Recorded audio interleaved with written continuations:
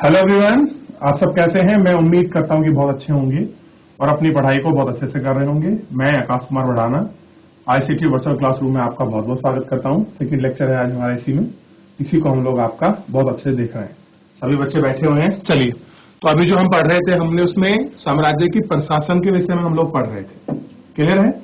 हमने उनके विषय में पढ़ा, नाडु के विषय में पढ़ा, ग्राम परिषद के विषय में पढ़ा और उसकी जो टैक्सेशन व्यवस्था थी उसके विषय में पढ़ा। अब देखिए, एक बार जाति मिलती है, वेला जाति के लोग धनी किसानों को केंद्रीय चोल सरकार की देख रेख में नाडु के कामकाज अच्छा खासा नियंत्रण हासिल था। यानी कि इस जाति के लोगों को नाडु के जितने भी काम थे, चाहे वो टैक्स हो, चाहे कोई भी शासन प्रशासन का मामला हो, ये सारी जिम्मेदारी क्या थी, उनको आपका सौंपी जाती थी। क्लियर है। और उनका अच्छा खासा नियंत्रण भी था। उनमें कई धनी भूस्वामी को चोल राज्यों के सामने रूप से मुग्धेवन यानी कि 3 राजाओं की सेना अपनी सेवा प्रदान करने वाला किसान था। आय प्रधान जैसे उपाधियां दी गई, उन्हें केंद्र के में महत्वपूर्ण राजकीय पद जो थे आपका सौंपे गए थे। क्या थे? केंद्र में महत्वपूर्ण जो आपके राजकीय पद थे वो उनको सौंपे गए थे। ठीक। और हमने देखा कि ब्राह्मणों को समय समय पर भूमि अनुदान में दी जाती थी। ब्रह्मोदय प्राप्त हुआ है। परिणाम स्वरूप कावेरी घाटी और दक्षिण भारत के दूसरे हिस्सों में ढेर ब्राह्मण बस्तियां क्या थी, अस्तित्व में आ गई थी। ठीक। तो इतना जो था हम इसमें देख चुके थे। कुछ शब्दों को हमको पढ़ना है। ठीक। और ये आपका चोल अभिलेख में लिखा है। ठीक है। बेलना बगाई यानी कि गैर ब्राह्मण किसान भूमि। ब्रह्मोदय का मतलब है ब्राह्मण को उपहार में दी गई भूमि। ठीक है, ध्यान रखना है। शाला भोग यानी कि तो किसी विद्यालय के रखरखाव के लिए दी गई भूमि। देवदान यानी कि मंदिर के उपहार में दी गई भूमि। पंचवदम यानी कि जैन संस्थान को दान में दी गई भूमि। ये कुछ भूमियां थी जिनके विषय में हमने पढ़ा। चलिए अब इससे आगे शुरू करते हैं। Good afternoon sir. Very good afternoon. क्या नाम है आपका बेटे? My name is Nitisha Bisht. Nitisha Bisht. चलो नितिशा, आप यहाँ से पढ़ना प्रारंभ करो। जी। प्रत्येक ब्राह्मण की देख रेख प्रमुख देख रेख ब्राह्मण भूस्वामियों की एक सभा द्वारा की जाती थी। ये सभाएं बहुत कुशलता पूर्वक काम करती थी। इनके निर्णय शिलालेखों में प्रायः मंदिरों की पत्थर की दीवारों पर ब्यौरेवार दर्ज किए जाते थे। नगरम के नाम से ज्ञात व्यापारियों के संघ भी अक्सर शहरों में प्रशासनिक कार्य संपादित करते थे। तमिलनाडु के चिंगलपुट जिले के उत्तर मेरूर के से प्राप्त अभिलेखों में इस बात का सविस्तार वर्णन है कि ब्राह्मणों की सभा का संगठन कैसा था। सिंचाई के कामकाज, बाग बगीचों, मंदिरों इत्यादि की देख रेख के लिए सभा में विभिन्न समितियां होती थी। इनमें सदस्यता के लिए जो लोग योग्य होते थे उनके नाम तालपत्र के छोटे टिकटों पर लिखे जाते थे और मिट्टी के बर्तन में रख दिए जाते थे। और किसी छोटे लड़के को हर समिति के लिए एक के बाद एक टिकट निकालने के लिए कहा जाता था। अभिलेख और लिखित सामग्री। उत्तर मेरूर अभिलेख के अनुसार सभा की सदस्यता के लिए इच्छुक लोगों को ऐसी भूमि का स्वामी होना चाहिए जहां से भू राजस्व वसूला जाता है। उनके पास अपना घर होना चाहिए। उनकी उम्र 35 से 70 के बीच होनी चाहिए। उन्हें वेदों का ज्ञान होना चाहिए। उन्हें प्रशासनिक मामलों की अच्छी जानकारी होनी चाहिए और ईमानदार होना चाहिए। यदि कोई पिछले 3 सालों में किसी समिति का सदस्य रहा है तो वह किसी और समिति का सदस्य नहीं बन सकता। जिसने अपने या अपने संबंधियों के खाते जमा नहीं कराए हैं वह चुनाव नहीं लड़ सकता। अभिलेखों में राजाओं और शक्ति संपन्न पुरुषों के बारे में तो जानकारी मिलती है, लेकिन यह जानना खासा मुश्किल है कि साधारण मर्दों और औरतों का जीवन इन राज्यों में कैसा था। 12वीं शताब्दी की तमिल कृति पेरियापुरम के से एक उदाहरण अंडनूर की सरहदों पर फूस की पुरानी छज्जनों वाली छोटी छोटी झोपड़ियों से आटा पड़ा फुलाए एक ऐसा समूह जिसे ब्राह्मण और वेलाल प्रतिष्ठित समाज के बाहर मानते थे लोगों का एक छोटा सा पूर्वा था जिसमें ओछे किस्म के पेशों में लगे खेतिहरों मजबूर रहते थे। चमड़े की पट्टियों से घिरे हुए झोपड़ियों की आहटों में छोटे मुर्गे मुर्गियां झुंडों में घूमते रहते थे। गहरे रंग के बच्चे जो काले लोहे के कंगन पहने हुए थे छोटे पिल्लों को उठाए उछलते चल रहे थे। मारुदू पेड़ों की छाया में एक मजदूरनी ने अपने बच्चों को चमड़े की एक चादर पर सुला दिया। आम के पेड़ भी थे जिनकी शाखाओं पर नागाड़े लटके हुए थे और नारियल के पेड़ों के नीचे जमीन में बने छोटे गड्ढों में छोटी सिरों वाली कुत्तियां पिल्लों को दूध पिलाने के बाद लेटी हुई थी। लाल कलगी वाले मुर्गे ने पौ फटने से पहले तगड़े पुलाया का बहुवचन को दिन के काम पर जाने की हाक लगाते हुए भाग दे दी। धान कूटती लहरदार बालों वाली पुलिया स्त्रियों के गाने की आवाज रोजाना कांजी वृक्ष की छाया में फैलती थी। बहुत बढ़िया, बैठ जाइए आपका जीएससी खेत के बच्चे। Thank you. बहुत बढ़िया बेटे, शाबाश, बहुत अच्छे। देखिए कितना सुंदर पढ़ा बच्ची ने और कितने अच्छे से पढ़ा। देखिए हम बात कर रहे थे प्रत्येक ब्राह्मणों की देखरेख में क्या होता था। ब्राह्मण भूस्वामी की एक सभा थी। सभा का मतलब समझते हैं, इसमें लोग आपके इकट्ठे होकर बैठते होंगे, कुछ डिस्कस करते होंगे, हम उसी को तो सभा कहेंगे मेरे प्यारे बच्चों। तो क्या थी, एक ऐसी ही आपकी सभा थी। कह रहे ये सभा बहुत कार्य कुशलता पूर्वक काम करती थी। इनके निर्णय, इनके अभिलेखों से मंदिरों की दीवारों पर इनके ब्यौरे दर्ज हैं कि इन्होंने कैसे कैसे किया, क्या क्या किया। मंदिरों की दीवार अभिलेख पर ये चीजें लिखी हुई है। और हम बात करें नगरम की, कि इसके अगर हम बात करें, व्यापारी का संघ अक्सर शहरों में प्रशासनिक कार्य संपादित करता था।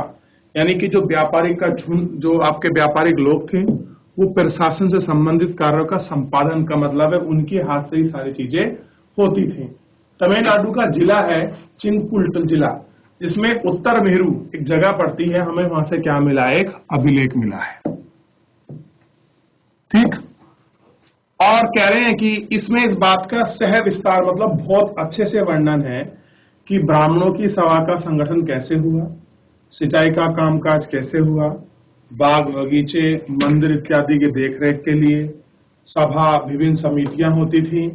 इन सदस्यों के लिए जो लोग योग्य होते थे उनके नाम पर ताल पत्र के छोटे छोटे टिकटों पर लिखा जाता। देखिए ताल पत्र आते हैं, उन पर क्या होते थे, हम अपनी लिपि को लिख सकते थे।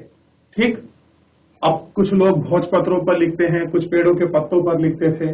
ठीक है, ये कहाँ लिख रहे थे, ताल पत्रों के छोटे छोटे टिकटों पर लिखे जाते थे और मिट्टी के बर्तनों में रखे जाते थे। और छोटे लड़कों की तरह हर समिति के लिए एक बार एक टिकट निकालने को कहा जाता था। यानी कि आप देखते हैं कौन टिकट का निकलेगा, बहुत सारे टिकट को एक घड़ा होता है, उसमें से एक चुनने के लिए बोलते थे किसी बच्चे को रैंडमी, और वो उसको निकालकर बाहर रखता था उस बर्तन से।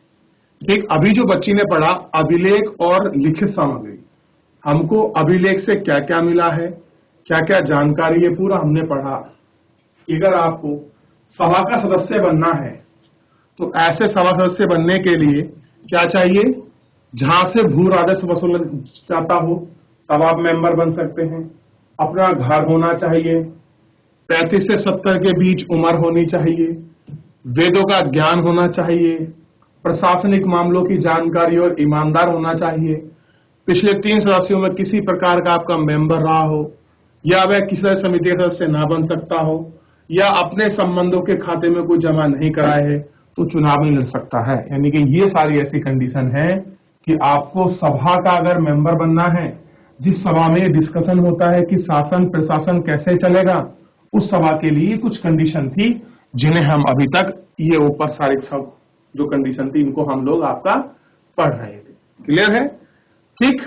अब देखिए, अभिलेख में राजाओं और संपन्न शक्ति पुरुष के बारे में एक्सप्लेन किया है, और तो मर्दे के बारे में बताया गया है, तमिल कृत्यों के बारे में दिखाया गया है। एक छोटा सा एग्जाम्पल हमको दिखाया ब्राह्मण परिवार का, और बेलूर जो आपके परिवार हैं उनके परिस्थिति समाज में लोग कैसे रह रहे हैं, इनके विषय में हमको सारी चीजों को बहुत अच्छे से इसमें दिखाने का प्रयास किया है कि वो लोग कैसे रह रहे थे और रोजमर्रा की अपनी जिंदगी को कैसे जी रहे थे।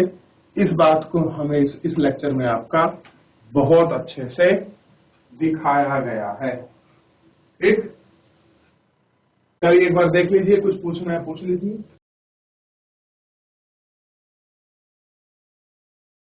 तंग वंश के युग का चीन में तांग राजवंश के तरह के साम्राज्य स्थापित हुए जो लगभग 300 वर्ष तक 7वीं से 10वीं सदी तक एक सत्ता में रही। इसकी राजधानी सियान दुनिया के सबसे बड़े नगरों में से एक थी, जहां तुर्की, ईरान, भारतीय, जापानी और कोरियाई आया जाया करते थे। तांग साम्राज्य परीक्षा के माध्यम से नियुक्त की गई नौकरशाही द्वारा प्रशासित होता था। इन परीक्षाओं में हर इच्छुक व्यक्ति बैठ सकता था। अधिकारियों के चयन की यह व्यवस्था कुछ बदलावों के साथ 1911 के कायम रही। भारतीय उपमहाद्वीप में प्रचलित व्यवस्थाओं से यह व्यवस्थित किन मायनों में भिन्न थी? देखिए, ये व्यवस्था है चाइना के तंग वंश की, ठीक, और कंपेयर करने को बोल रहे हैं भारत से। चलिए, तो बेसिकली ये जो पूरा चैप्टर है हमारा समाप्त हो चुका है। इसमें किसी को कुछ पूछना है, किसी को कुछ देखना है, एक बार आप देख लीजिए। देखिए, अगर आपको फिल करना है, क्या क्या फिल करेंगे आप, ध्यान दीजिए। एक तो ये चौल है, ये नीचे पांड्यन है, ये राष्ट्रकूट, ठीक, और उसके बाद पूर्वी चालुक्य, गुर्जर प्रतिहार, परमार, कन्नौज, चौहान, पाल, ठीक, और ये 2 राज्य जरूर बना लीजिए। आप इनको लिख लें, बस ये आपको फिल करना है। देखिए, फिल करिए, ऊपर से फिल करते चलिए, शायद ये देखिए, इनको फिल करना है हमें, जगह में भर लीजिए आप इनको, ताकि पता लग जाए। कन्नौज कहां पड़ता है? उत्तर प्रदेश में। इंद्रप्रस्थ दिल्ली का नाम है, और वहीं चौहान आपके राज कर रहे थे। अब यहां है तो इनका क्षेत्र आपका राजस्थान में भी है, ठीक। मध्य प्रदेश वाला पार्ट है कौन सा? गुजरात का। ये आपका जहां पर कौन है? गुर्जर प्रतिहार, यही परमार है। और गुर्जर प्रतिहार की एक शाखा और है जिसका नाम चंदेल है, ठीक। पाल कहां है? वेस्ट बंगाल में है। बस, आसान है आपके लिए। ये मुल्तान के हो गए, ये आपके, अब ये भी अरब के हैं। चलिए, ये फिल कर लिया। अब आप नीचे फिल कर लीजिए कि कहां पर चोल है, कहां पर चेर है, कहां पर पांड्यन है, बस लिख लीजिए, हो गया आपका पूरा। अगर मैं बात करूं पांड्यन की, ध्यान दो थोड़ा सा बच्चों, जो ये पांड्यन है ये कहां पड़ेगा वर्तमान में? तो दक्षिणी आपके तमिलनाडु में। चेर कहां पड़ेंगे? ये पड़ेंगे केरल में।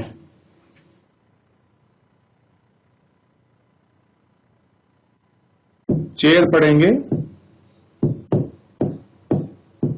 केरल में, ठीक। और चोर पड़ेंगे आपका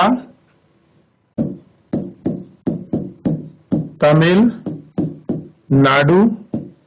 और ये हो जाएगा दक्षिणी तमिलनाडु, ठीक। और ये हो जाएंगे पूर्वी चालुक्य वाले, वर्तमान का आंध्र प्रदेश। कहां हो जाएंगे? आंध्र प्रदेश में। और राष्ट्रकूट वाले हो जाएंगे, ये है राष्ट्रकूट, तो ये हो जाएंगे आपका महाराष्ट्र, और कुछ हो जाएगा उत्तरी कर्नाटक में। अगर हम वर्तमान देखें कि अगर हम बात करें, ठीक, इस तरह से मैं आपको बता रहा हूं ताकि ध्यान रहे। और पाल कहां हो जाएंगे, बंगाल और बिहार में।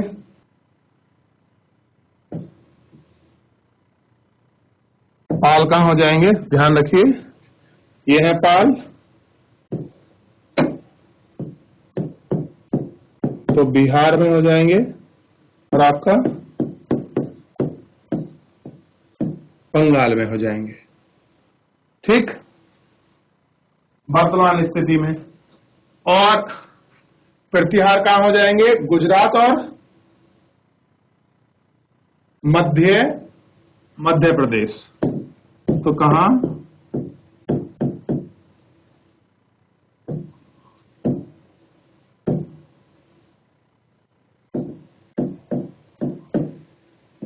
गुजरात और मध्य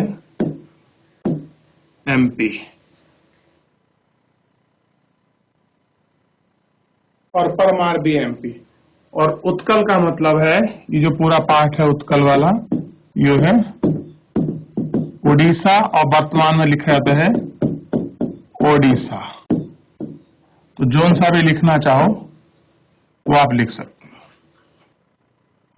ये मैंने आपको इसलिए बता दिया, कोई आपसे पूछ ले कि कहां पर है, तो वर्तमान समय में क्या है और कुछ है।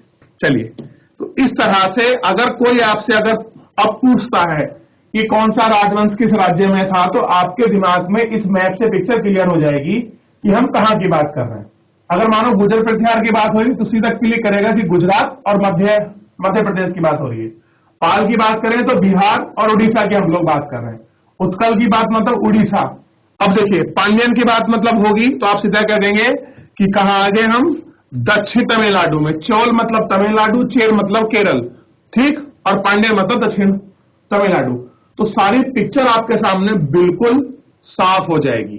ठीक, आज नहीं, जब कल आप सिविल के साथ आप तैयारी करोगे, IAS PCS की, ये सब पूछा जाता है मेरे बच्चों, सब पूछा जाता है। और इसको हम पढ़ते हैं प्राचीन भारत के इतिहास में। क्लियर है? इसे पढ़ते कहां, प्राचीन भारत के इतिहास में। अब देखो, अब मैं छोटा सा आपको क्वेश्चन दूंगा और एकदम बच्चे कर देंगे उसे। गुजरात प्रतिहार का गुजरात और राजस्थान है। एक मिनट, यानी कि जो प्रतिहारों का गुजरात और राजस्थान हो गया। ठीक, राष्ट्रकूट का पश्चिमी दक्कन। तो राष्ट्रकूट हो गया आपके पश्चिमी दक्कन में। बहुत सुंदर। पाल का बंगाल। पाल हो गए बंगाल में। और चोल कहां हो गए, तमिलनाडु। बहुत बढ़िया। अगर इस तरह से कभी भी आपको मिलता है तो अब आपको ये बहुत लंबे समय तक आपको याद रहेगा। क्लियर है? एक बार ताली हो जाए सभी बच्चों के लिए, जैसे कोट कंडारा के लिए एक बार सभी बच्चे ताली बजाएंगे। बहुत बढ़िया, जोर से बजाइए ताकि आवाज आए।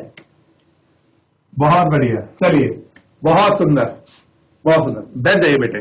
देखिए, इस तरह से पढ़ेंगे ना तो मेरा भी मन करता है कि मैं आपको पढ़ाऊं अच्छे से जुड़ाव करके, तो इस तरह से अच्छा लगता है। ठीक, चलिए, तो इतना हमने इसमें आपका देख लिया। फिलहाल अब आप बताइए, अगला क्वेश्चन कौन बताएगा? त्रिपक्षीय संघर्ष में तीन कौन कौन से पक्ष थे? कौन बताएगा इस क्वेश्चन का आंसर? राष्ट्रकूट। राष्ट्रकूट। अच्छा, राष्ट्रकूट वाले कहां से थे? वर्तमान का राष्ट्रकूट कहां है आज की तारीख में?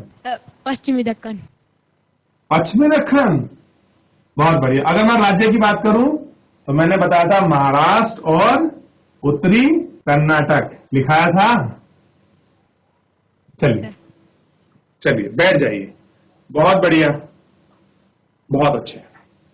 तो मेरे प्यारे बच्चों, इस तरह से आप जुड़ते रहिए, पढ़ते रहिए, और सभी का बहुत बहुत धन्यवाद। मिलते हैं आपको नेक्स्ट चैप्टर में, क्योंकि आप क्वेश्चन आंसर कर चुके हैं जो क्रम है मैंने आपको बता दिया। धन्यवाद आप।